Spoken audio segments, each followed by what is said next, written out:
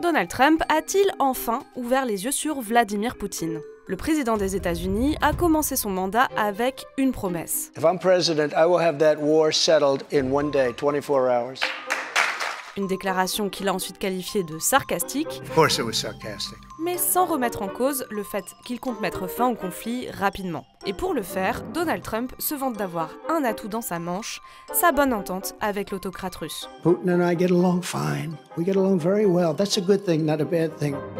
Le président des États-Unis commence son mandat en caressant Vladimir Poutine dans le sens du poil, quitte à attribuer à Volodymyr Zelensky la responsabilité de la guerre. You're gambling with the lives of millions of people. You're gambling with World War III. La pression n'est pas alors mise sur la Russie, mais sur l'Ukraine et son dirigeant, qu'il soupçonne de ne pas vouloir mettre fin au conflit. A dictator without elections. Zelensky better move fast or he's not going to have a country left. In the meantime, we're successfully negotiating an end to the war with Russia. I've had very good talks with Putin, and I've had not such good talks with Ukraine. They don't have any cards, but they play it tough. Si le républicain rechigne à aborder la question des sanctions envers la Russie, il n'hésite pas à suspendre temporairement l'aide militaire à l'Ukraine. Sans compter qu'il fait des concessions colossales à son homologue russe en refusant l'adhésion de l'Ukraine à l'OTAN et en obligeant cette dernière à céder des territoires à Moscou. I'm getting, from the standpoint about a ceasefire and ultimately a deal, some pretty good vibes coming out of Russia. We're doing pretty well, I think, with Russia. We'll see if we have something to announce maybe by Tuesday. Donald Trump a ainsi créé les conditions d'un deal, mais qui aurait été désastreux pour l'Ukraine. Sauf que Poutine n'en a pas voulu. What Russia wants is all of Ukraine. And if I didn't get involved, they would be fighting right now for all of Ukraine. Russia doesn't want the strip that they have now. Russia wants all of Ukraine. Car pendant ce temps, sur le terrain, la Russie intensifie ses attaques. Vladimir, stop, implore Donald Trump sur son réseau social, avant de reminimiser l'attitude du Kremlin. I do believe that he's willing to stop the fighting. Don't You forget, think he wants this peace? is a... You think Vladimir Putin wants peace?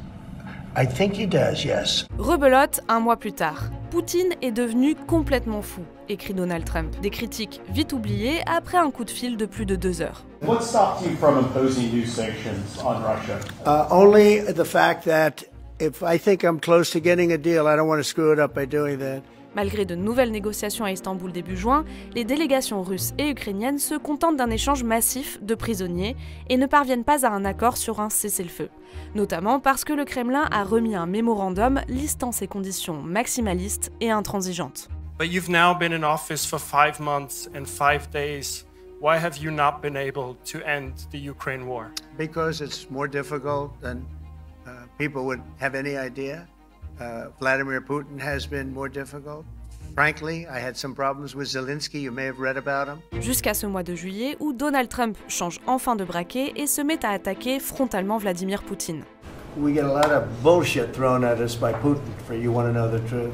He's very nice all the time, but it turns out to be meaningless. Trump a reconnu que s'il était à chaque fois satisfait de ses échanges avec le président russe, la réalité du terrain le rattrapait bien vite. I go home, I tell the First Lady, and I spoke to Vladimir today. We had a wonderful conversation. She said, oh really? Another city was just hit.